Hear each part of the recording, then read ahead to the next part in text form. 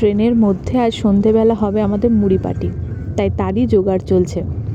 মুড়ি ছাড়া সন্ধেটা যেন ঠিক জমে না, আর তার সাথে যদি শসা, পেঁয়াজ, টমেটো, লঙ্কা, চানাচুর আর একটু গাজর কুচি এসব থাকে তাহলে তার কোনো কথাই হবে না।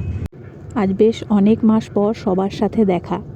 আমরা যখন হোস্টেলে একসাথে সবাই থাকতাম তখনও আমাদের এরকমভাবে মুড়ি পার্টি হতো, কিন্তু সেটা সন্ধেবেলা হতো না, হতো একেবারে মাঝ রাত্রে। হয় মুড়ি আর না হলে ম্যাগি, আর তার সাথে চলতো আড্ডা আর গল্প। আর সত্যি অনেক মিস করি হোস্টেল লাইফে সেই দিনগুলো।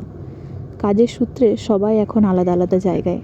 কাজের থেকে অনেকেই ছুটি পায়নি, তাই আসতেও পারেনি অনেকে। সবাই একসাথে আসতে পারলে হয়তো আরও ভালো লাগতো, কিন্তু কিছু করার নেই।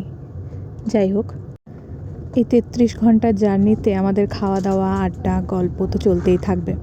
তোমাদের সাথে ছোট ছোট অনেক ভিডিও শেয়ার করব, আমার পুরো জার্নিটা তুলে ধরার চেষ্টা করব। তোমরা জানিও ভিডিওটা কেমন লাগছে। টাটা সকলকে, ভালো থেকো, সুস্থ থেকো, শুভরাত্রি।